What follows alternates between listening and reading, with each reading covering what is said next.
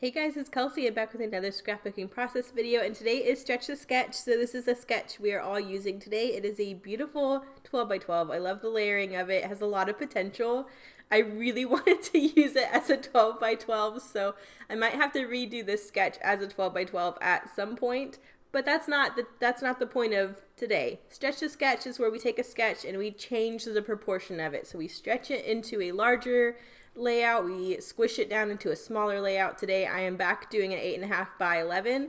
I just pulled out a piece of computer paper as my little format just so I knew I was the right size.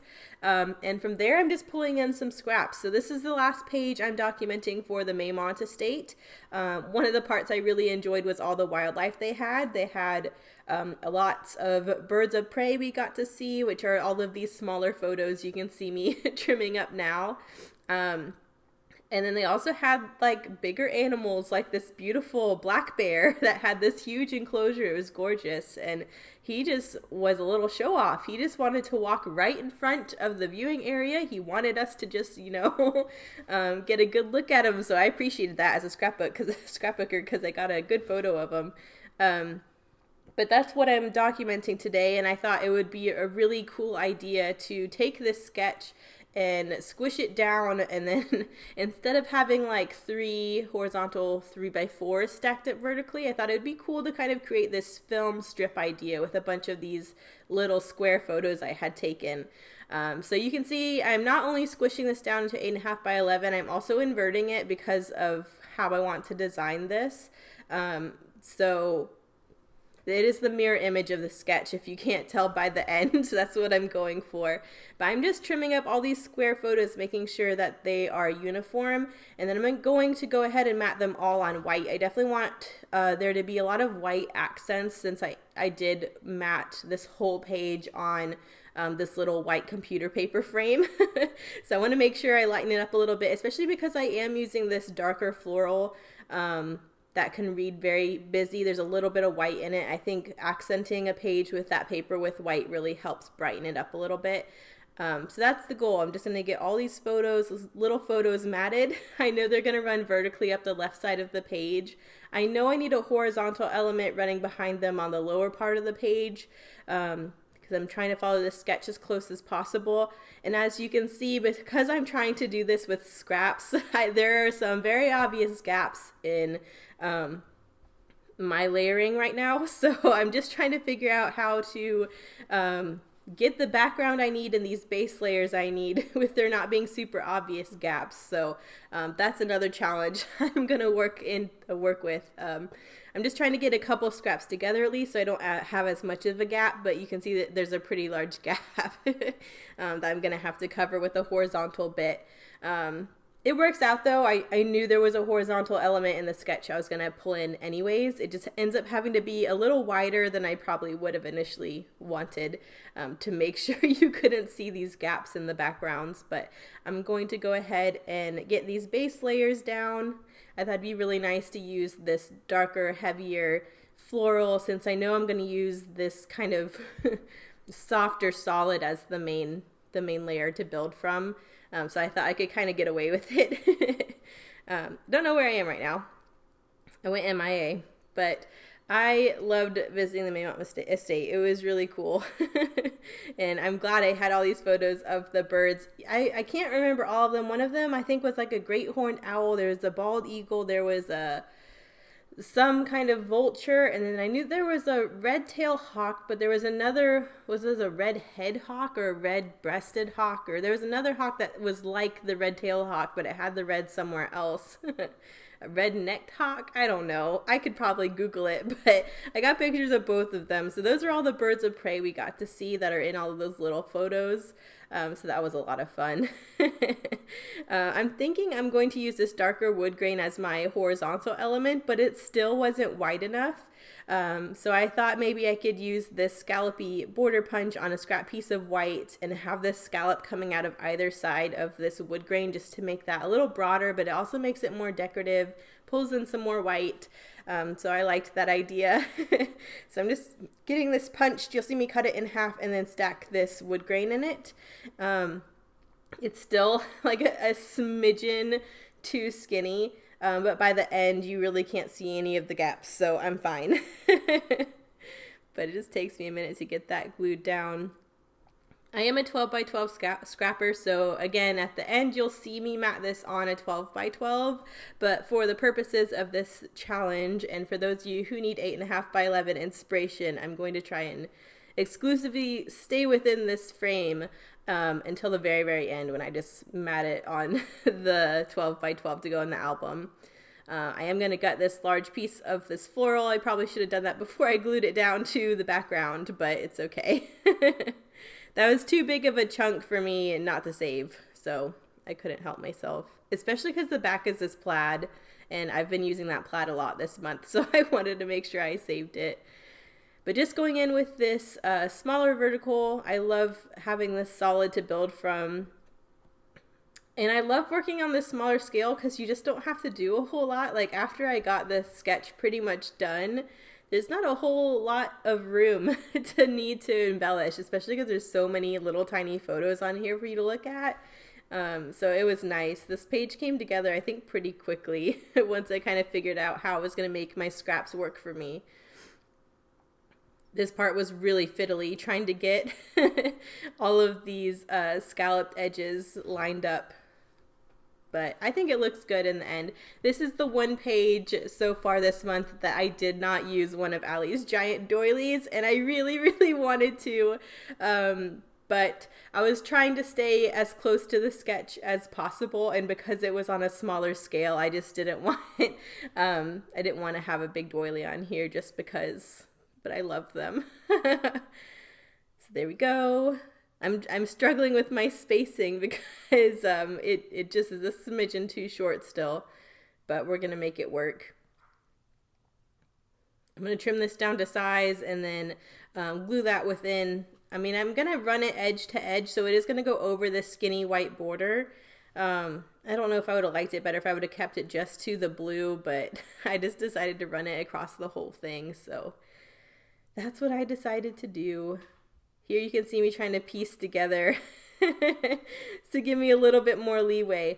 But what I wasn't thinking is there's a large circular element that in the sketch it's like where your journaling is supposed to be, but I'm going to use that circular element for my larger photo, and it's going to sit right there. So I really did not need to go in and piece this together because that part's going to be covered anyways. But I don't know, I just decided to go ahead and try and make it all look like it wasn't pieced together. There's all my little photos, and then I decided I would mat all of those together on a vertical piece of paper. So you'll see me come back in with that piece I actually gutted from this page, and I'm going to use that blue on blue plaid, gingham, whatever you call it. I'm just trying to space out this circular photo here first. I do want to get all my photos kind of situated. And so I'm using my little We Are Memory Keepers nested dies. I'm just going to pull out the largest circle I can that will fit within this frame. And then I'm pulling one size larger that I'm going to cut with some white piece of paper so that I can kind of mat it and it'll all go together. I know this piece is just going to be tucked into these other photos and into this horizontal bit, so I can run this circle off the edge, which is why I'm not going to have it cut that corner, because I want that corner intact to kind of tuck into these other layers. That's also why, though, I decided I had to mat all my photos together, because I didn't want you to see the flat side of this circle photo behind all of that. So you'll see what I mean in a little bit. But I just pulled out my little We Are Memory Keepers Evolution Advance to die cut these circles. I love this little machine. So there is my frame, and I'm going to go ahead and trim my photo. It makes it so easy with circles. I don't know how I used to cut circles before without this die cut. But there we go. So I have my photo. I'm going to mat that on this white piece of paper. And you'll see what I mean here in a minute when I go to like put it on the page, why I need to mat the photo strip.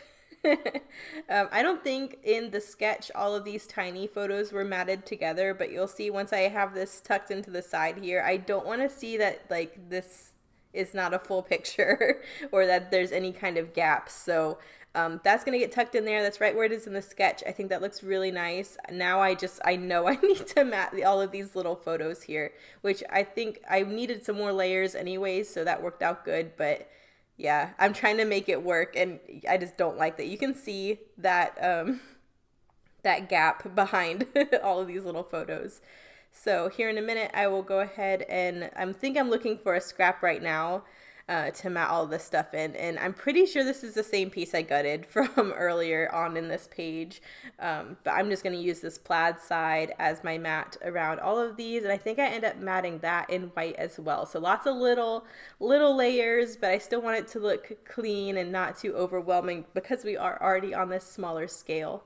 So there was a little piece of adhesive where I had taped this down to the computer paper. So I was trying to rub that off now that I'm trying to use this B side. But you'll see it ends up looking pretty nice once I get all of that together. Just measuring.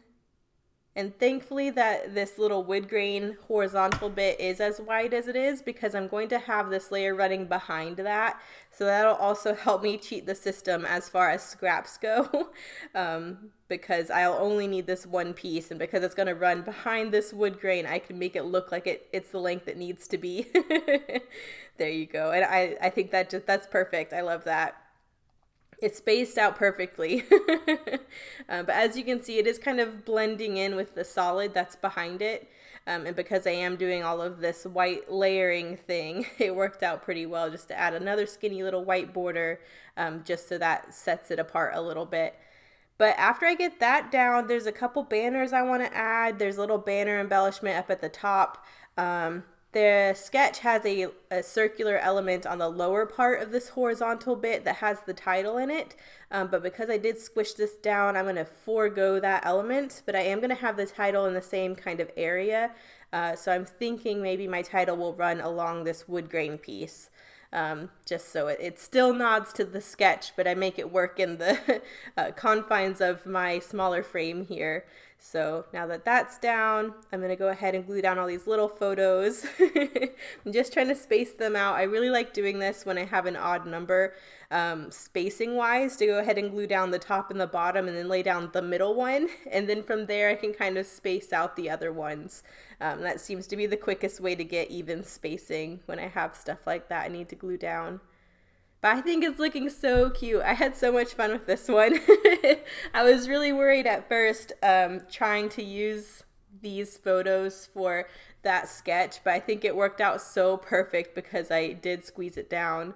And now I just want to embellish a little bit. I pull in all of my little die cut bits, all my little cut apart bits, but I don't even know if I use any of them. I think I maybe use one.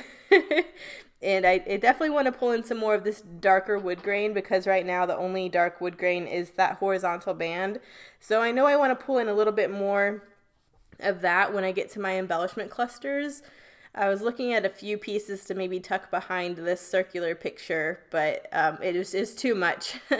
I do like this little welcome piece, and I also pulled in this little wood grain banner, so I think those two elements help balance my horizontal wood grain piece perfect. Just trying to figure out where they're going to go. I put the banner where the banner was in the sketch, and now I'm thinking this little welcome piece. I'm trying to make a visual triangle, so if I have my horizontal banner at the bottom, I have my banner up there by the photo, I'm kind of thinking the third area will be to the right of the circular photo. And I think that looks okay, but the banner was looking like it was too much in the middle of the page. I would have preferred it more on the edge to really help create that visual triangle with the photos in the middle. So I ended up moving a few things around and then I got stuck. So I was like, well, let me just pause and maybe work on my title. I haven't pulled any gold in. There's no metallics in this collection, which I kind of like because I've been working with metallics in my collections, I don't know, a lot lately. So it's kind of nice working with a collection that doesn't have any metallics and I can just play with color. So I thought maybe it would be fun on this one though to pull in this gold, and I just couldn't do it. So I was playing around with maybe this being my title, and there's some really cute gold doodly hearts I thought maybe I could pull into my embellishment clusters, but it just wasn't working. I think I went ahead and glued down that too, but that's going to move as well. I mean, it was a good idea. I didn't really like it in execution. So I go back and I pull up all these gold stickers and I go back to my trusty white foam thickers instead. So I was trying to avoid using my white foam thickers just because it's getting really hard to spell anything with them, because as many white foam thickers as I have, they're like all dead. So I need to go get some more. I also thought about layering up these little herb bundles in each of my clusters as well, but I just felt like it looked too messy. I kept trying to add things and it just wasn't looking right, so then I'd pull it off again. That's okay. I'll mess around a little bit more with it, but I know that banner looks awkward in that position, and then I figure out why. I just want to move it in general, and then I like it better. So, I mean, that herb bundle doesn't look bad. I just think it was unnecessary, so I go ahead and take those off again. And then here I'm taking the gold off and going back with my trusty white. I think the white looks so much better. I'm just having a hard time spelling things with it. I knew right away I could spell wild, and so I was trying to say like wild something, and I was having a really hard time finding words. And then finally I was like, I can spell kind, so I'm just gonna call it wild kind. And I don't know if that makes sense. It makes sense to me, but I know it's kind of an awkward title, but it's what it's gonna be because it's what I could spell. So just gonna stick that down. And now I'm back to looking at my embellishment clusters. I was thinking this little corner underneath this circular photo was looking kind of awkward. I don't really know why, but I wanted some banners sticking out of it. So I had another scrap of this plaid, which I also like because it pulls that color over there as well, which I didn't really realize I was missing that until I put that banner down. I was like, oh, that makes it look a lot better. But even that wasn't enough, so I went back in with a scrap of the solid and cut another little banner to layer up, and I think those two banners coming out of the side of the photo make that look a lot better. So you'll see. Just going to trim that to size. And I think that fixes that whole little corner. I don't know why that was looking weird to me, but it was. So there's banner 1 and there's banner 2. So once I kind of stuck those out to the side, I kind of wanted to move this little welcome over to the other corner of this photo. And I definitely like when I move this banner to the left side of the photo instead of the middle. I think that looks way better. So once I move that over, I move this little welcome more towards the middle of the page, and I think that just spatially looks a lot better. So still trying with some stickers. It doesn't work. This page was a whole lot of put it on the page and take it off again, but that's all right. I moved this welcome bit over to the middle, and I just like that so much better. There's a couple more tiny little heart stickers on the sticker sheet, so I did get those used up on this little welcome piece. I think those look really cute. I can't say no to a tiny heart. They're just so adorable. I could put those tiny hearts on every page forever. I even went back for the last one on the sticker sheet. I'm like, I'm using them all on this one. So there we go. But I think spatially that looks a lot better. And then here's where I'm going in with my background. There's a hunter green, and I just felt like that was the best 12 by 12 to put it on. So I will gut a large portion of this solid so I can use that on another page. But this ends up being the 12 by 12 that goes in my album. And then there were some dark teal enamel dots that I decided to go in with. I was using these lighter blue ones at first, but I found these dark teal ones were a way better match to this dark floral. So I went in with those instead. I think it was like a really good call because it looks a lot better. So I took the light blue ones off, putting these darker teal ones on, and that's pretty much it. So this was another one that turned out pretty simple, but I had a lot of fun with it. I love these stretch the sketches where you change the proportions because it just makes your brain work in a different way, and I really like that challenge. It's like trying to fit together a puzzle piece. It was a lot of fun. So thank you guys so much for watching. I think you'll see the close-ups here in a minute. I'm going to go ahead and gut this just so you can see how it looks in the end, the final product. But make sure you check out everyone else who's playing along with Stretch the Sketch today. They'll be linked in the description, and see what they did with the sketch. I'm interested to see if anyone pulled it out into a double, because I think that sketch could be really cool if you could manage to pull it out into a double. But yeah, I like my little mini version with my tiny photos. Here are the close-ups. Thank you guys so much for watching, and I'll see you in the next one. Bye.